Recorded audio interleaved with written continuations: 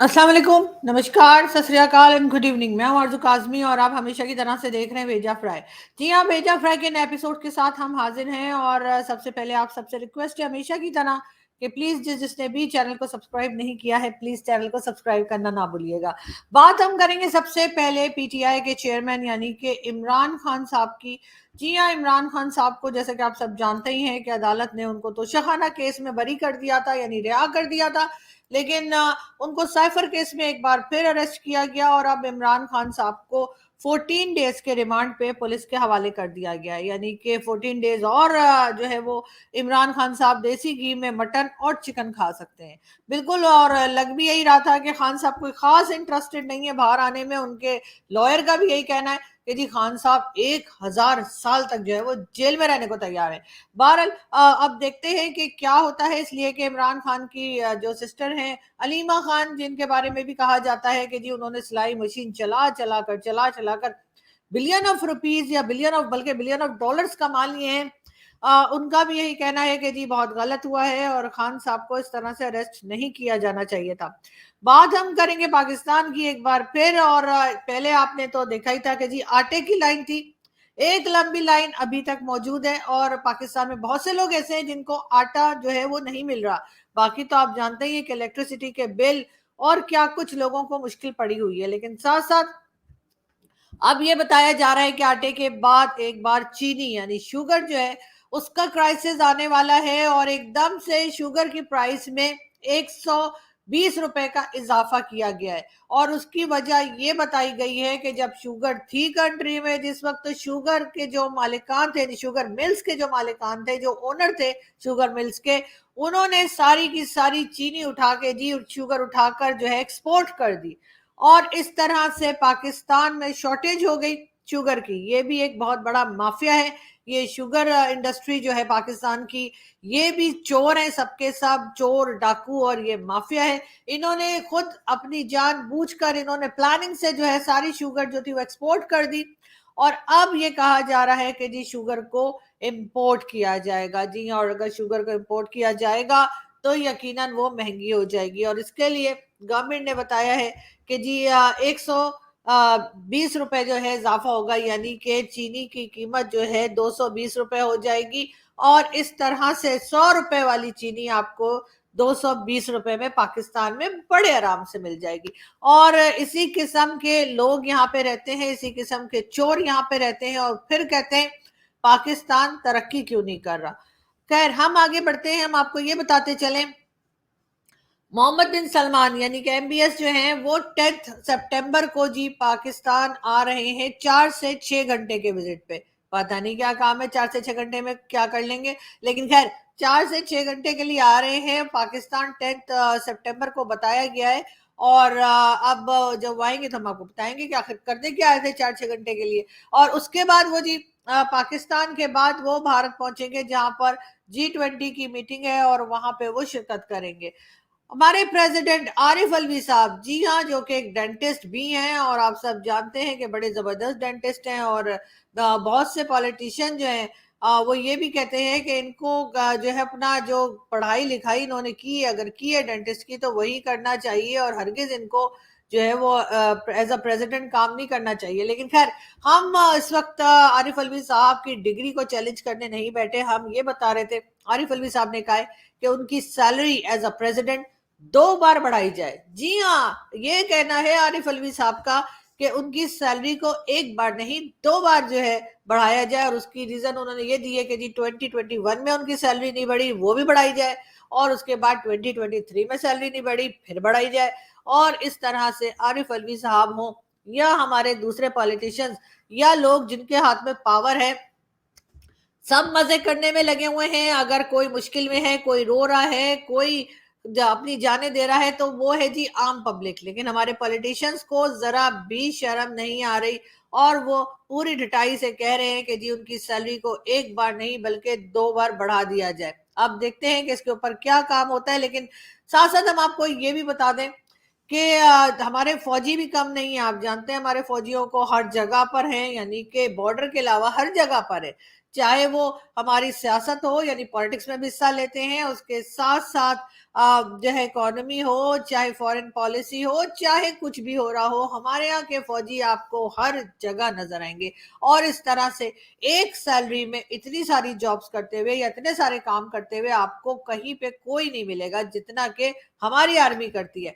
और एक बार फिर यही कहा गया है कि जी नैप के चेयरमैन के लिए कोई हाजिर सर्विस आर्मी मैन जो है या हाजिर सर्विस फौजी को भी लगाया जा सकता है। और इसी के लिए इस वक्त की जो पार्लियामेंट है यानी जो केयर टेकर गवर्नमेंट आई है, जिसमें कि आप जानते हैं कि प्राइम मिनिस्टर हैं अनवारुल हक काकड़ साहब। जी हाँ, तो काकड़ साहब ने ये फैसला किया है कि जी बहुत हो गया, और अब उन्होंने आइन में तरमीम करके यानी आइन को चेंज करके उसके अंदर ये गुंजाइश पैदा की है जो कि कहा यह जाता है जिसपे इनका कोई हक नहीं है और इनका कोई राइट नहीं है कि ये इस किस्म के चेंजेस कर पाए। लेकिन बहरहाल इन्होंने ये चेंजेस किए हैं क्योंकि इनको ऊपर से आशीर्वाद होगा जाहिर एजेंसीज का। तो जी अनवारुल हक काकड़ साहब और उनकी जो कैबिनेट है उन्होंने आइन में तरमीम करके यानी कि आइन को चेंज किया है पाकिस्तान के, और अब उसमें ये गुंजाइश पैदा कर दी है कि कोई हाजिर सर्विस आर्मी ऑफिसर भी जो है वो नैप का चेयरमैन लग सकता है। जी हाँ, पहले तो सिर्फ रिटायर्ड ही हाथ साफ कर रहे थे, सॉरी सर्विसेज दे रहे थे, अब जो है हाजिर सर्विस जो है वो भी आके अपना समझ जाइए मैं क्या कह रही हूँ। तो अब देखते हैं कि ये किस तरह से इस चीज के ऊपर से काफी एतराजात हो रहे हैं, लोग ऑब्जेक्शन कर रहे हैं, लेकिन कहाँ तक लोगों की सुनी जाएगी ये तो आप भी जानते हैं और हम भी जानते हैं। और ब्रश भी जरूर कर सकते हैं। ब्रश का इस्तेमाल ऐसा है कि दिन में कम से कम 2 मरतबा करें, अच्छी तरह से करें, और इसका एहतमाम करें कि कहीं जा रहे हो तो भी ब्रश करें। अगर आप सफाई रखेंगे तो कीड़ा भी नहीं लगेगा और मसूड़ों के अंदर भी खराबी नहीं होगी और दांतों की बीमारी नहीं होगी सारी उम्र। जी, ये थे आरिफ अलवी साहब जो बता रहे थे कि अगर आप दांत ब्रश करेंगे तो दांतों में कीड़ा नहीं होगा। लेकिन सर आप लोगों के तो मुझे दांतों के अलावा भी बहुत सी ऐसी मतलब जगह है जहाँ पे मुझे लगता है कीड़ा है, और वो कीड़ा निकालने के लिए क्या करना है वो बहरहाल आपने नहीं बताया। हम चलते हैं जी आगे और अगली न्यूज की तरफ। और इससे पहले कि हम अगली न्यूज की तरफ चलें, हम एक बार फिर जो लोग हमें देख रहे हैं उनसे रिक्वेस्ट करेंगे कि प्लीज चैनल को सब्सक्राइब करना ना भूलिएगा।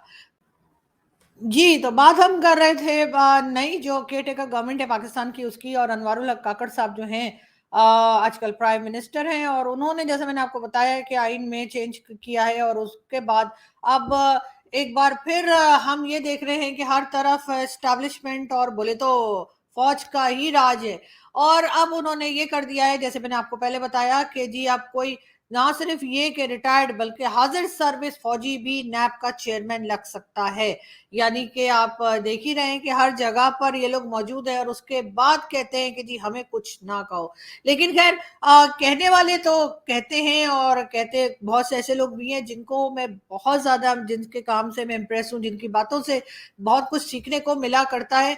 और उन्हीं में से एक हुआ करती थी हमारी जो है बैरिस्टर असमा जहांगीर साहिबा, उनकी भी मैं आपको एक क्लिप दिखाती हूँ।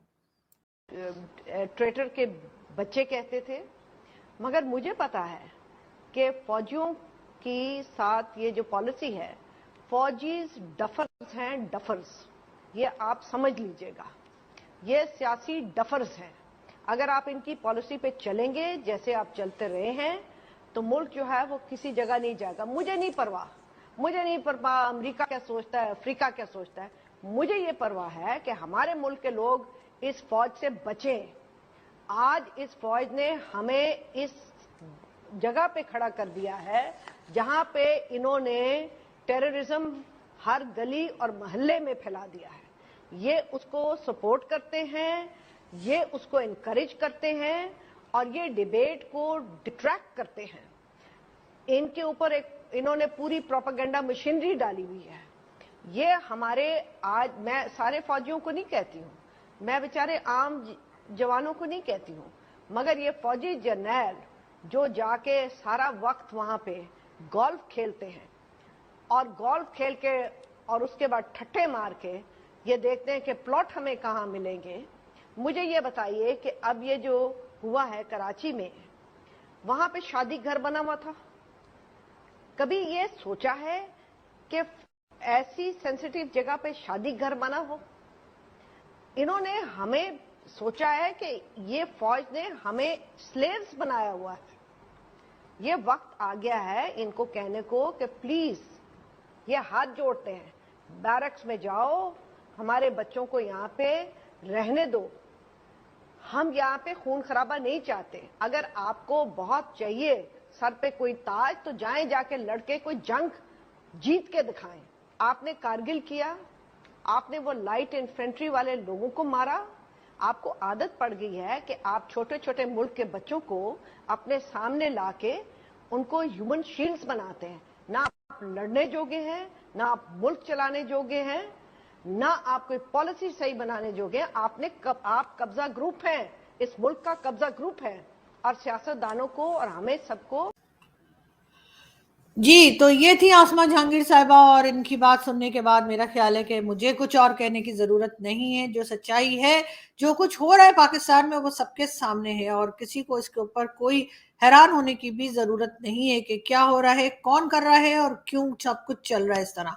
बात हम करेंगे राना सनाउल्लाह साहब की। राना सनाउल्लाह साहब का कहना है कि कोई कुरानी हदीस या कुरानी आयत नहीं है, या कहीं कुरान में नहीं लिखा हुआ कि 90 दिन के अंदर इंतखाबात कराए जाएं। यानी कि राना सनाउल्लाह साहब की तरफ से भी यही बात की जा रही है कि जो इलेक्शंस हैं वो आगे बढ़ा दिए गए हैं और 90 डेज के अंदर इलेक्शंस नहीं कराए जाएंगे। खैर, इलेक्शंस कराए जाएं या ना कराए जाएं, क्या नतीजा निकलेगा, रिजल्ट क्या आएगा और कौन लोग रिजल्ट आउट करेंगे, ये भी सभी को मालूम है।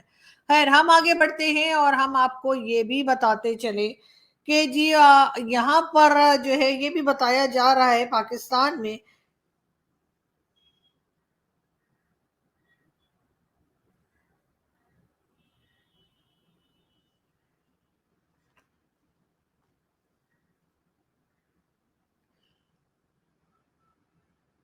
मजहर अब्बास साहब, जो हमारे सीनियर जर्नलिस्ट हैं, उनका कहना ये है कि मिस्टर स्पीड, शहबाज शरीफ और इसाक डार ने जो गुल खिलाए हैं, उसके बाद नवाज शरीफ साहब यकीनन पाकिस्तान आते हुए घबरा रहे होंगे। कहीं ऐसा ना हो कि वो एयरपोर्ट पे उतरे और मालूम हो गया एयरपोर्ट से निकलते ही उनके सामने पब्लिक खड़ी हो और उनके हाथों में हो इलेक्ट्रिसिटी के बिल।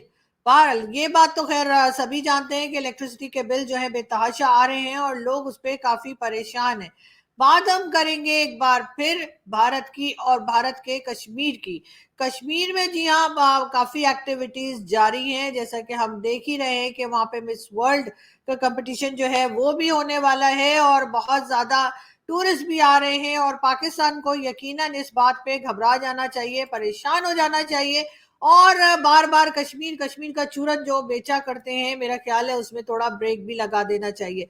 इसलिए कि अगर आप चाहते हैं कि कश्मीर के ऊपर आपकी कोई बात सुनी जाए तो फिर आपको भी कश्मीर में, मैं पाकिस्तान के लोगों से कह रही हूँ कि कश्मीर में आपको भी इन्वेस्टमेंट करनी होगी, पैसा लगाना होगा, कोई सही बात करनी होगी। सिर्फ इल्जाम लगा देने से या सिर्फ ये कह देने से कि जी कश्मीर को तो हम आजाद करेंगे या कश्मीर जो है पाकिस्तान का हिस्सा है, इस किस्म की बातें करने से कुछ भी नहीं होने वाला।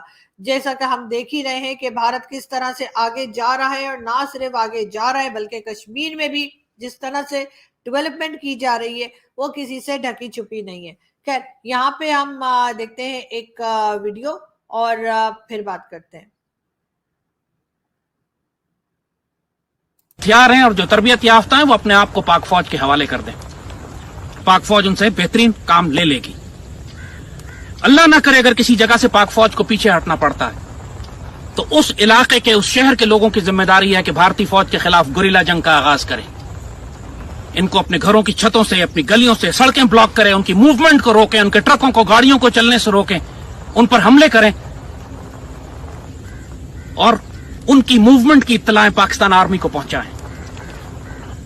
अपने घरों में खुराक और दवाइयों का जखीरा जमा करें, कम से कम 1-2 महीने की सप्लाईज आपके पास होनी चाहिए। अपने इमरजेंसी बैग तैयार रखें। अल्लाह ना करे, खास तौर पे सरहदी इलाकों के लोग, अल्लाह ना करे अगर शॉर्ट नोटिस पे घर खाली करना पड़ता है, निकलना पड़ता है फैमिली और बच्चों के साथ, तो उसका इंतजाम आपके पास होना चाहिए कि हम बच्चों की जरूरियात की चीजें अपने पास बैग तैयार हों, निकल कर पाकिस्तान के पीछे शहरों में किसके पास जाएंगे। अपने रिश्तेदारों से, अजीजों से पहले से मामला तय कर लें कि अल्लाह ना करे इमरजेंसी में निकलना पड़े तो हम कहां आपके पास आएंगे।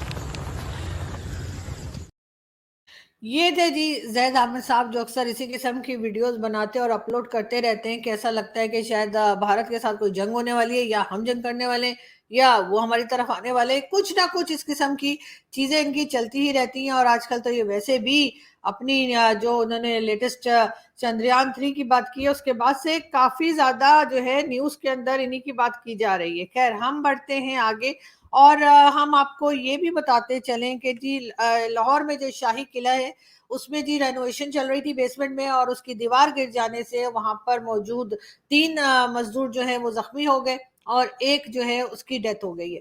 और इसके बाद बिल्कुल खामोश है, गवर्नमेंट की तरफ से किसी किस्म की कोई बात नहीं की जा रही कि कुछ एक्सप्लेन करें, कुछ बताएं कि जी ये कैसे हुआ है। और बहरहाल जो मजदूर जिसकी जान गई है उसके लिए तो हम जानते ही हैं कि गवर्नमेंट ने कुछ नहीं करना और सिर्फ अफसोस करके निकल आना होगा वहां से। लेकिन ये बहुत एक गलत बात है, खतरनाक बात है कि इस तरह से मजदूरों की जान जाती है और इनकी जो है नाल वहां पे सही कोई सामान होता है, और किस तरह की दीवार बनाई थी जो ऐसे बनने के दौरान ही गिर गई। खैर, ये खबर हमें लाहौर से मिली। शाही किला जो है लाहौर का काफी मशहूर जगह है, लोग अक्सर वहां पे घूमने फिरने जाते हैं। उनसे भी मैं यही कहूंगी कि जरा संभल के जाइए, सर पे हेलमेट वेलमेट पहन के जाया करें। कोई पता नहीं कि शाही किले की कोई दीवार, कोई छत कब सर के ऊपर गिर जाए। खैर, हम आगे बढ़ते हैं और हम आपको ये भी बताते चलें कि जी एक हमारे सिंगर हैं जवाद अहमद साहब। उनका कहना है कि जी इमरान खान की चाहे जमानत हो जाए, इमरान खान चाहे बाहर आ जाए, चाहे तो शखाना केस से या किसी भी जेल से बाहर आ जाए, बहरहाल इमरान खान अब चोर ही कहलाएंगे। जवाद अहमद साहब का भी 36 का आंकड़ा चल रहा है खान साहब के साथ, और उससे पहले वो बहुत ज्यादा फेवर किया करते थे, बहुत सपोर्ट किया करते थे, और अब अचानक ही खान साहब के पीछे हाथ धोकर पड़ गए। खैर, हम बढ़ते हैं आगे और हम आपको ये भी बताते चलें कि साइफर केस की अटक जेल में जो समाअत यानी जो सुनी जाएगी, केस जो चलेगा इमरान खान के ऊपर, उसमें जी 14 दिन का रिमांड पे इमरान खान साहब को जो है जेल भेज दिया गया है। और इसका मतलब है कि 14 डेज तक तो खान साहब को मजीद असली घी के मटन और चिकन खाने को मिलेगा, और उसके बाद क्या होगा खैर खान साहब सोचे, हमें क्या। बहरहाल, हम आगे बढ़ते हैं और हम आपको ये भी बताते चले कि जी इमरान खान के करीबी साथी और इमरान खान के यानी कि जब इमरान खान साहब की मिनिस्ट्री थी, एज अ प्राइम मिनिस्टर वो काम कर रहे थे, तब जो है उनके साथ काम करने वाले परवेज खटक साहब का कहना ये है कि पीटीआई चेयरमैन ने खुद ही प्लान बनाया था, अलग अलग टीम्स बनाई थी और उनको ये ऑर्डर दिया था और उनको ये इंस्ट्रक्शंस दी थी कि 9 मई के वाकये के बारे में परवेज खटक साहब बता रहे हैं कि जी उन लोगों को 9 मई के लिए जो है भेजा गया था कि वो जो GHQ और दूसरे जगह पे जो अटैक्स हुए थे, आपको अगर याद हो आप लोगों को, तो उसके लिए जी खान साहब ने ही जो है टीम को तश्कील दिया था, टीम को खान साहब ने ही इंस्ट्रक्शंस दी थी। ये कहना है जी परवेज खटक साहब का। खटक साहब जो है वो इमरान खान की पार्टी से निकल चुके हैं और उन्होंने अपनी खुद की एक पार्टी बना ली है, लेकिन साथ साथ खान साहब के खिलाफ जो है वो स्टेटमेंट देने से वो हरगिज बाज नहीं आते। खैर, बात हम करेंगे आगे, लेकिन हम एक वीडियो देखते हैं और फिर बात करते हैं। हाँ माता जी, आपको मोबाइल मिला है। ये अशोक गहलोत ने, राजस्थान सरकार के मुख्यमंत्री अशोक गहलोत ने दिया है। तो ये मोबाइल आपको कैसा लगा? अच्छा लगा, शौक है, अच्छा है। अच्छा है, तो अब आप क्या वोट अशोक गहलोत को देंगे क्या? आप वोट किसको दोगे? वोट जो मोदी ने। अच्छा, वोट मोदी को दोगे और मोबाइल अशोक गहलोत का चला रहे हो आप? बस ले जाओ। जी, ये कोई साहिबा थी और ये इंडिया में ये बता रही थी, मेरे ख्याल है इनके कोई दूसरे लीडर है जिनके तरफ से इनको मोबाइल मिला है, लेकिन मोबाइल तो उन्होंने ले लिया, लेकिन कह रही हैं कि जी वोट जो है वो मोदी जी को ही देंगी। खैर, ये भी अच्छी बात है कि वोट उन्होंने चेंज नहीं किया मोबाइल के लिए। लेकिन यहाँ पे हम देखें राहुल गांधी क्या कह रहे हैं। राजस्थान के हर बच्चे को इंग्लिश की अपॉर्चुनिटी मिलनी चाहिए। अच्छा, हर बच्चे को लगना चाहिए कि मैं हिंदी सीख सकता हूं। अरे कहना क्या चाहते हो? मैं अपनी मातृभाषा सीख सकता हूं, मगर मैं पूरी दुनिया के साथ कम्युनिकेट कर सकता हूं, मैं पूरी दुनिया के साथ बातचीत कर सकता हूं। अगर मुझे जरूरत पड़ी तो अमेरिका में जाके मैं हिंदुस्तान का झंडा लहराऊंगा। जी, तो ये थे राहुल गांधी और बड़े इंटरेस्टिंग किस्म के स्टेटमेंट्स अक्सर दिया करते हैं और इसी वजह से जो है पाकिस्तान में भी इनको काफ़ी पसंद किया जाता है और काफ़ी लोग इनको फॉलो भी करते हैं। लेकिन खैर यहाँ पर मैं एक बात और करना चाहूँगी हमारे जो ख़ास तौर पे जो इंडियन दोस्त हमें देख रहे हैं उनके लिए कि एक वीडियो जो है वो मैं यहाँ शेयर नहीं कर सकती। एक छोटी बच्ची की वीडियो है, मेरे ख्याल है 6 साल की बच्ची है वो, और अपने स्कूल के किसी फंक्शन में खड़े होकर वो एक तरह की आप समझें कि एक हेट स्पीच उसको सिखाई गई है और वो आप ट्विटर पे देख सकते हैं उस वीडियो को। मैं क्योंकि शेयर नहीं करना चाहती, मेरे पास है, मुझे किसी इंडियन दोस्त ने ही भेजी है, लेकिन उसमें वो बच्ची को ये बच्ची बार-बार मतलब इस तरह की कोई पोयम पढ़ रही है, या इस तरह पोयम तो नहीं कह सकते, लेकिन खैर इस तरह की बात कर रही है कि जैसे लोगों को मार दो, काट दो, या किसी भी दूसरे रिलीजन के, यानी कि वहाँ पे तो ज़ाहिर है मुस्लिम्स की बात हो रही है शायद और क्रिश्चियंस की बात हो रही है, और उनके खिलाफ एक नफ़रत वाली जो है वो बात कर रही है। वो छोटी-सी बच्ची, शायद वो जानती भी नहीं कि वो क्या बात कर रही है या उस बात का क्या मतलब है जो वो कह रही है। तो मेरी सिर्फ़ ये रिक्वेस्ट है कि प्लीज़ बच्चों के दिलों में इस तरह की नफ़रत ना डालें, बच्चों के दिलों में इस किस्म की बात ना करें, और अगर आप लोगों का आपस में कोई किस्म का क्लैश है, कोई किस्म की प्रॉब्लम है, तो उसको आप बड़े जो है यानी कि जो बड़े उम्र के लोग हैं वही सॉल्व करें। छोटे-छोटे बच्चों के दिलों में नफ़रत ना डालें एक दूसरे के खिलाफ, तो ही बेहतर होगा, वरना आपको मालूम है कि ये चीज़ आगे जाके और ज़्यादा खतरनाक हो जाती है। मेरी 1-2 लोगों से बात हुई, मैंने उनसे पूछा कि आखिर ये इस तरह से क्यों इस बच्ची को सिखाया गया है, तो उनका कहना है कि जी इलेक्शंस आ रहे हैं और इलेक्शंस की वजह से इस बच्ची को सिखाया गया है, और दूसरी बात ये कि बच्चों के ऊपर केस नहीं बनते, इस वजह से इसको बड़ी आराम से ये बच्ची इस किस्म की बात कर रही है। लेकिन ज़रा सोचिए नेक्स्ट जनरेशन को क्या हम सिखा रहे हैं। आप लोग पाकिस्तान की तरफ बार-बार कहते हैं कि हम लोग जो है वो रिलीजन के खिलाफ नफरत सिखाते हैं अपने बच्चों को मदरसों में और स्कूलों में और टेक्स्ट बुक्स में, और हम उस बात को मानते भी हैं। हम कहते हैं कि जी हम उसको ख़त्म करने की कोशिश कर रहे हैं, हम चाह रहे हैं कि ऐसा ना हो। लेकिन हिंदुस्तान में अगर ऐसा होगा तो देखकर अफ़सोस होगा कि आप लोग भी उसी तरफ जा रहे हैं जिस तरफ हम गए। तो ऐसा मत कीजिए, अपने बच्चों को इस नफ़रत की आग से दूर रखिए। यहाँ से मैं चलती हूँ और आपसे जल्दी मुलाकात होगी नेक्स्ट वीडियो में। अपना बहुत सारा ख्याल रखिएगा। Thank you.